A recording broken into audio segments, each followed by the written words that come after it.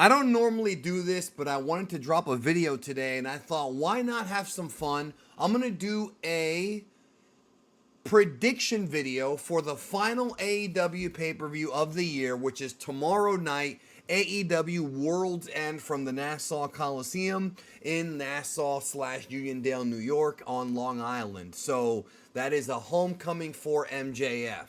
Now, I want to discuss here not just who I think is going to win, but the big question that is probably going to get answered on this pay-per-view is, who is the devil? Who's the guy under the devil mask that they've been doing for the past 4 months with that angle? I will say that when it comes to the devil storyline, I thought when they first did it, like a few months ago, this version of it, I was intrigued and I was interested. But man, by now, I'm like, dude, kill it with fire. You know what I mean? It kind of reminds me of some of the angles that WWE has done throughout the years, especially the Dark Ages, where they start off good and then by the end you're like, all right, let's get past this already. Like that, like 8-month Big Show versus Sheamus feud from like 2011 or 2012. Oh my God, that thing was, you know what I mean? Things like that.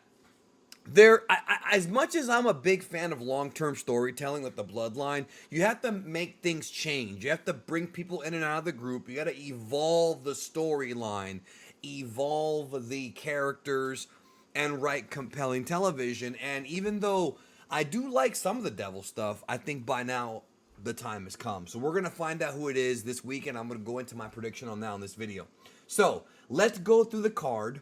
I'm looking at the card right now. AEW could add more matches, which they tend to do sometimes, like right at the end. But we're going to go through what we know of the card right now. So the first match that's going to be on the 0 hour or whatever, the buy-in, whatever they want to call it this time, was there's supposed to be a 20-man battle royal for a future TNT championship match. I have no idea who's going to win this. It doesn't really matter because we don't even know who's in it. At least I haven't seen a list of everybody in it. So ultimately, it could be anybody. So let's go to matches that we actually know about. FTW Championship, Hook versus Wheeler Yuta. I've said this all year. Wheeler Yuta, I don't care. I don't know why AEW insists on pushing this guy down our throat. Him and Daniel Garcia have been a couple of guys who, they're okay. I'm not saying they suck. It's just that they haven't given us a reason to care about either of them, and yet they're all over the shows. Hook's going to win. Hopefully in 2024, Hook will actually be involved in a real feud and actually be involved in some more storylines. I mean, this year you had the Jungle Boy feud, and that was fun for a little while, but I want to see him involved in some more stuff like that. So then we have the main card. First, I want to discuss the AEW TBS title, Julia Hart versus Abaddon. The build-up to this has been decent, I would say. Maybe a little bit below average. Not because they haven't tried, but because I'm not really into Abaddon as a character, even though she's one of the few ladies on the roster that's, unique. That gimmick is unique, and I like that. I miss when wrestling used to have, like many of you guys that are old school, you remember how like wrestling had like these great characters, like in the 80s you had like, Ravishing Rick Rude and Mr. Perfect and Ted DiBiase and all $1 Million Men, Jake the Snake Roberts, and then like in the Attitude Era you had the Godfather, Val Venus. There were different characters. The Undertaker, of course, the greatest character of all time. That's what Abaddon is. She's still going to lose, though. I think Julia Hart retains the title, and the less said about this, the better. I don't think it'll go long. It's just here. It feels like it's just here. Now, what I am looking forward to in the women's division is the AEW Women's World Title match between Timeless Toni Storm and Riho. Riho is a television draw. And part of me thinks it might be wise to put the title back on her since television ratings have not been where they should be and AEW needs some television stars. Also, because MJF is not on the shows as much as maybe some people feel he should be, depends on who you ask, they're going to need some more TV draws. And of course, you got injuries and things like that going on right now. So putting the title on Riho might be smart. However, I don't think it's going to happen. I think Toni Storm is going to retain because Toni Storm right now is going through a hot period. Toni Storm is doing the best work of her career right now. And I feel like they should keep the momentum going and have her hold on to that title a bit longer. Now, speaking of the best work of their career, Christian, my God, has he been awesome. He has been one of my favorite parts, one of the only parts I really love every week about AEW. He's wrestling Edge, well, the former Edge, Adam Copeland. No disqualification match for the AEW TNT title. I think that in this match, Edge, Adam Copeland's going to win the title. I kind of don't want him to because, again, like Toni Storm, Christian is the guy I would go with, but I really don't think they're going to have Edge lose 2 in a row. I don't see that being the case, but it could be. I mean, I think eventually 2024 will be the year of Christian and Copeland reuniting and being a tag team. I'm not saying it'll happen right away, maybe deeper into the year, summertime, fall time, but they're going to have to pull the trigger on that. They obviously have the Hardy Boys under contract, so we're probably going to get the Hardy Boys and Edge and Christian again in AEW. Why not? Why not put that match on television or on a pay-per-view and bring back some nostalgia? Obviously, everyone's much older than they were in the late 90s, early 2000s, but it is a nostalgia act that I think works. Yeah, I think Edge is probably going to win, but I think Christian should win. I will say this, too. I'm very surprised at the fact that Adam Copeland has not meant much for business in AEW. I like the guy. I've been a fan of his for a long time. Him and Samoa Joe are my 2 favorite wrestlers of the 2000s in North America. They were just on fire from 2000 to 2010. They were, in my opinion, above a lot of people in the business. And, yeah, man, Edge, Adam Copeland, it's weird, but he's not connecting. Maybe people don't care that much. Maybe people care more about Punk, it seems. I know some said it was an even trade. I don't think it was. I think business proves that. And I love Edge. I mean, obviously, most people think that Edge is a nicer guy, but nice guys don't always mean that they can draw. Moving on, I want to discuss the 8-man tag team match. It was supposed to be Jericho and Kenny Omega versus Ricky Starks and Big Bill for the tag titles. Instead, they're going to go with an 8-man tag with the Don Callis members, Kyle Fletcher and Powerhouse Hobbs. I kind of wish that Takeshita was in this match, but, what can you do? And Big Bill and Ricky Starks against Jericho, Sammy Guevara, Sting, Darby Allin. I think Sting's team is going to win. I think Jericho will win this one for the team. But, man, Sammy Guevara's getting up there in, turns. He's getting up there as far as Big Show level of turns, bro. This guy has turned 4 times this year. It's insane. So I think that the 8-man tag is, I think it'll be fine.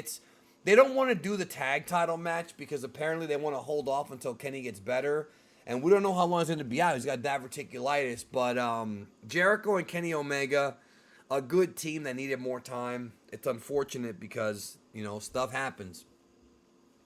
Swerve Strickland versus Keith Lee. I thought that this past week's episode of Dynamite, the one from a couple days ago, was absolutely awful. Like a horrible episode. And one of the reasons for that's because they advertised Keith Lee as appearing, but instead of actually appearing to cut a promo or do something with Swerve, because he was going to challenge him, Tony Schiavone says, oh, well, Keith Lee was here and he dropped off this contract for you.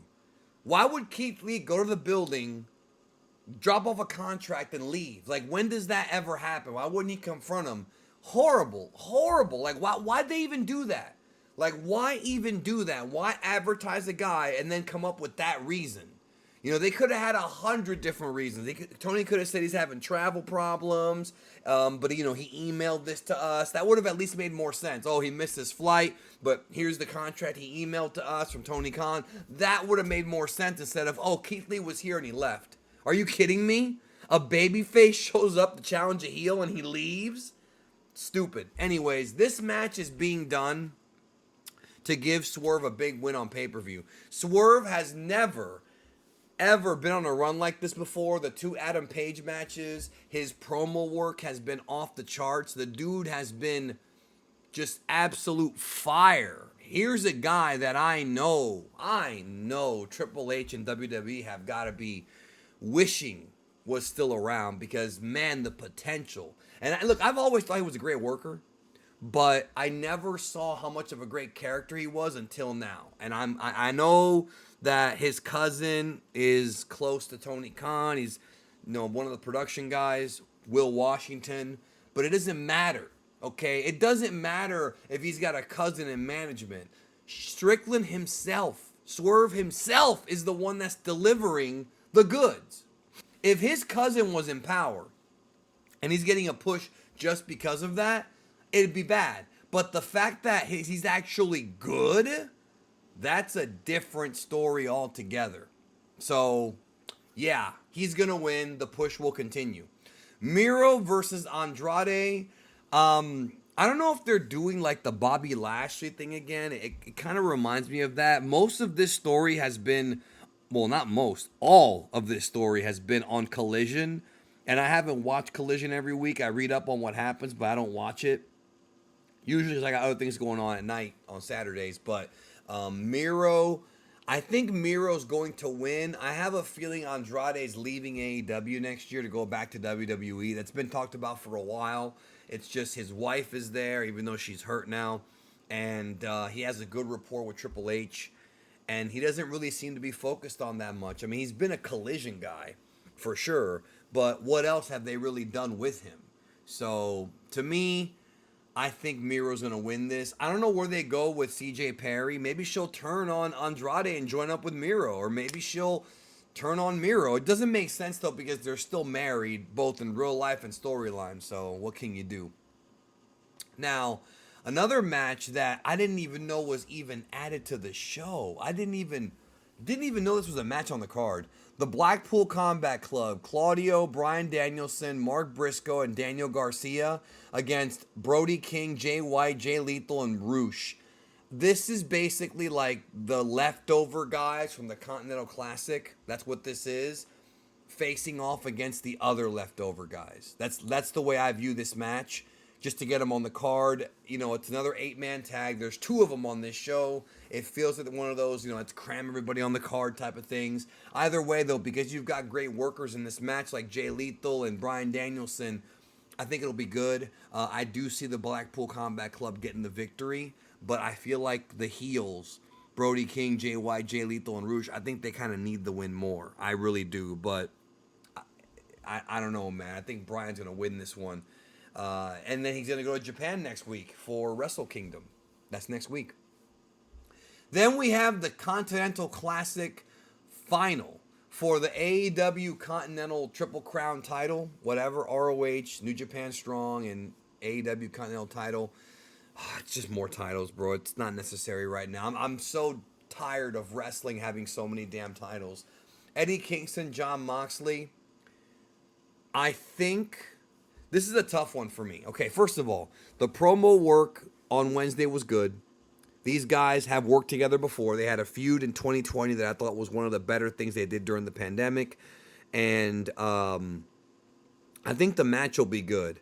And if you think this match is going to happen without people bleeding, I think you're a fool. There will be blood, like Daniel Day-Lewis in 2009. There will be blood.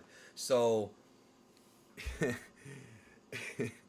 I popped myself with that one. But anyways, part of me feels like Eddie should win because of like he made that great comeback and Jon Moxley won the last match in 2020. However, part of me thinks a more intriguing story is that Moxley wins this title and then Eddie's kind of pissed off because he put up his 2 titles to be in this tournament, and they could do a storyline where he's happy for Moxley that he won because that's his friend, but he's also upset because those are his titles. You understand what I'm saying? They could do like a little sort of character moment here with Eddie Kingston going forward where he's kind of fighting with himself.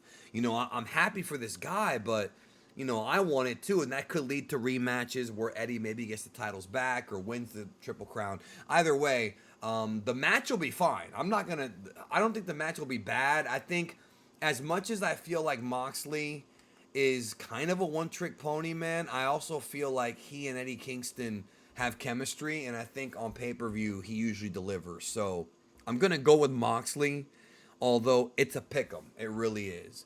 Now we're gonna talk about the main event and the Devil, AEW World Championship, MJF versus Samoa Joe. So I think MJF's dropping the title. And the reason why I felt this way is not just the way the angle's been going, because the Devil will probably screw MJF on this show and actually, pass it over to Samoa Joe. I do kind of want Samoa Joe to get one big last heel run on top. I think it'll be great to do that, even if it's a short run. And I think with MJF's hip injury, maybe he does need to kind of take a little bit of time off, not necessarily off television, just off of wrestling. And I think this is the perfect show to do it on. I do have a feeling that Joe's going to win the title. And I felt this way for about a month.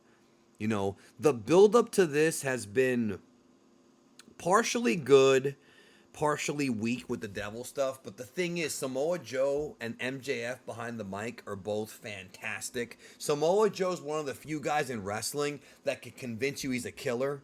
And he's always been able to do this, man. Going back to the Ring of Honor era in 2003, 2004. He's an absolute monster.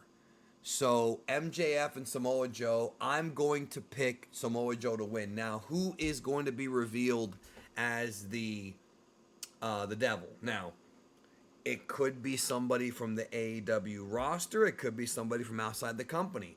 I think that from people outside the company, there's a lot of WWE guys whose non-competes are up, so it could be like a Dolph Ziggler. I don't think that people will want that. Matt Riddle, I don't think AEW is going to hire him anytime soon, but who knows? I mean, they hired Ric Flair. Could be a number of people. Could be somebody from MJF's past in MLW. I think the leading suspects from inside the roster are Adam Cole, Jack Perry, and Wardlow. I don't think it's Wardlow. I think Wardlow's beef with MJF is going to be a separate thing, even though they have been really pushing it. I think that they're trying to make us guess, and that's fine.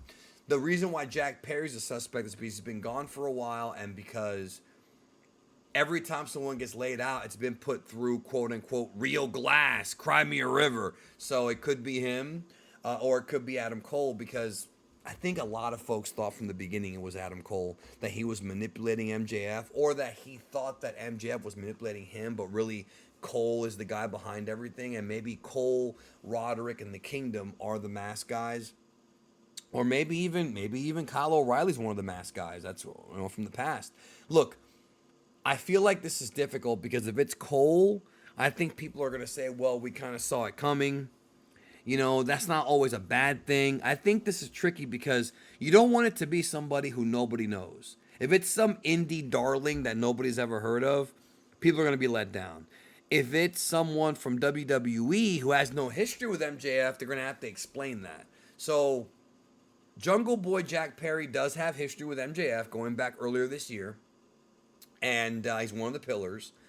And, of course, Adam Cole was doing that best friends angle. Now, the question is Adam Cole really injured or not? I believe he is really injured. I think that injury is legit. If so, how are they going to pull this off?